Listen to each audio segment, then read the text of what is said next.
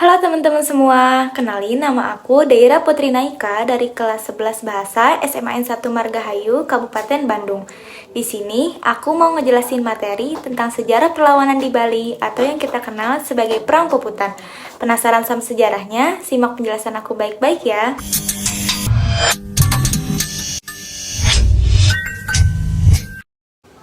Tapi sebelum itu, kalian pastinya udah tahu dong tentang Bali. Jadi, Bali itu adalah sebuah pulau yang terkenal di Indonesia.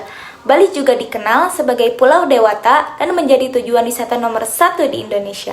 Tetapi, kalau kita lihat dalam perjalanan sejarah nasional Indonesia sampai ke abad 19, Bali belum banyak loh menarik perhatian orang-orang barat untuk menanamkan pengaruhnya. Kapal-kapal orang barat mungkin hanya singgah dan sekedar berdagang. Barulah pada sekitar tahun 1830-an, pemerintah Hindia Belanda aktif menanamkan pengaruhnya di Bali. Perkembangan dominasi Belanda inilah yang kemudian menyulut perlawanan rakyat Bali kepada Belanda yang terkenal dengan Perang Puputan. Mengapa sih terjadi Perang Puputan di Bali? Jadi, pada abad ke-19 di Bali sudah berkembang kerajaan-kerajaan yang berdaulat. Misalnya, Kerajaan Buleleng, Karangasem, Klungkung, Gianyar, Badung, Jembrana, Tabanan, Manguli, dan Bangli.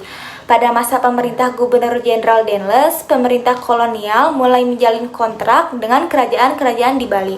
Kontrak tersebut tidak sekedar urusan dagang, tetapi juga menyangkut sewa-menyewa orang-orang Bali untuk dijadikan tentara pemerintah Hindia Belanda. Namun dalam perkembangannya, pemerintah Hindia Belanda ingin menanamkan pengaruh dan berkuasa di Bali. Oleh karena itu, Belanda mengirimkan utusan dengan misi masing-masing. Pertama, ada G.A. Grand Pemolier untuk mengisi ekonomi. Kedua, Huskus Kopman mengembang misi politik. Misi ekonomi sih berjalan lancar, tetapi misi politik menghadapi berbagai kendala. Huskus Kopman terus berusaha mendekati raja-raja di Bali agar bersedia mengakui keberadaan dan kekuasaan Belanda. Akhirnya, dicapailah perjanjian atau kontrak politik antara raja-raja Bali dengan Belanda. Di antaranya dengan Raja Badung, Raja Karangasem, Raja Buleleng, Raja Klungkung, dan Raja Tabanan. Perjanjian kontrak antara raja-raja di Bali dengan Belanda itu terutama seputar hukum tawan karang agar dihapuskan. Nah, aku punya pertanyaan nih buat kalian. Kalian tahu nggak apa yang dimaksud dengan hukum tawan karang di Bali? Mengapa Belanda meminta hukuman itu agar dihapuskan? Coba dicari ya jawabannya. Oke, aku lanjut ya penjelasannya. Jadi, karena kelihayan atau bujukan Belanda, raja-raja di Bali dapat menerima perjanjian untuk meratifikasi penghapusan hukum tawan karang. Tetapi sampai tahun 1844, Raja Buleleng dan Karangasem belum melaksanakan perjanjian tersebut. Belanda protes terhadap kejadian ini. Belanda memaksa Raja Buleleng Gusti Ngurah Made Karangasem agar melaksanakan isi perjanjian yang telah disepakati.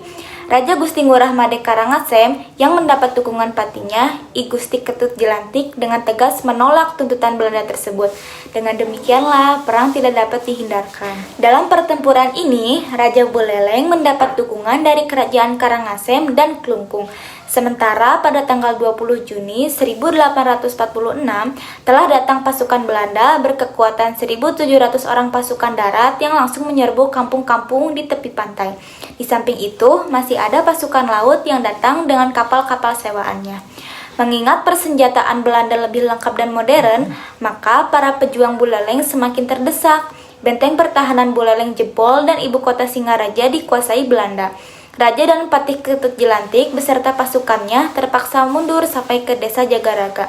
Pasukan Belanda terus mendesak para pejuang dan memaksa Raja Buleleng untuk menandatangani perjanjian. Perjanjian itu ditandatangani pada tanggal 6 Juli 1846. Tekanan dan paksaan Belanda itu ditandingi dengan tipu daya. Raja dan para pejuang pura-pura menerima isi perjanjian itu. Namun di balik itu, Raja dan Patih Jelantik memperkuat pasukannya. Di Jagaraga dibangun benteng pertahanan yang kuat, bagaikan gelar supit urang. Belanda mengetahui bahwa Raja Buleleng membangkang dan Patih Ketut Jelantik terus memperkuat pasukannya. Belanda juga terus meningkatkan kekuatannya untuk menghadapi hal tersebut. Pada tanggal 7 dan 8 Juni 1848, bala bantuan dari Belanda mendarat di pantai Sangsit. Sebagai pemimpin Belanda antara lain J. van Swieten dan Letkol Sutherland. Benteng Jagaraga terus dihujani meriam, namun pasukan Buleleng mampu mengembangkan pertahanan sehingga dapat menjebak pasukan Belanda. Kekalahan Belanda cukup menyakitkan perasaan pemimpin Belanda di Batavia. Oleh karena itu, dipersiapkan pasukan yang lebih kuat untuk melakukan pembalasan. Dan dengan dalam tempo 2 hari, semua kekuatan di Jagaraga menjadi pertanda lenyapnya kedaulatan rakyat Buleleng. Raja Buleleng diikuti Gusti Ketik Jelantik dan Jaro Jempiring menyingkir ke Karangasem, tetapi mereka tertangkap dan terbunuh dalam upaya untuk mempertahankan diri. Dengan terbunuhnya Raja Buleleng dan Patih Ketut Jelantik, maka jatuhlah kerajaan Buleleng ke tangan Belanda. Kemudian pada bulan Mei, disusul Karangasem berhasil ditaklukkan juga. Berikutnya lagi, Kusumba jatuh pula ke tangan Belanda. Meskipun demikian, Belanda tidak mudah untuk menguasai Pulau Bali. Pertempuran demi pertempuran masih terus terjadi. Pada tahun 1906, terjadi Perang Puputan di Badung. 2 tahun kemudian, Perang Puputan meletus di Kelungkung. Nah, teman-teman, jadi kalian udah tahu kan sejarahnya Perang Puputan itu gimana? Sebelum aku akhiri materi tentang Perang Puputan ini, yuk kita sama-sama lihat ilustrasi Perang Puputan itu gimana.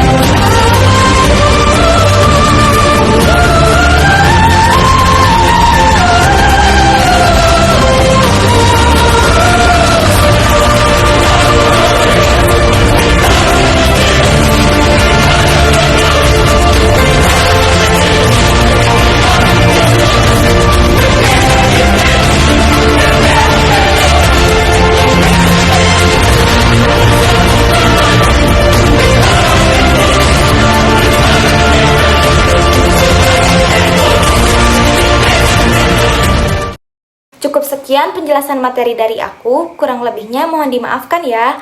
Wassalamualaikum warahmatullahi wabarakatuh.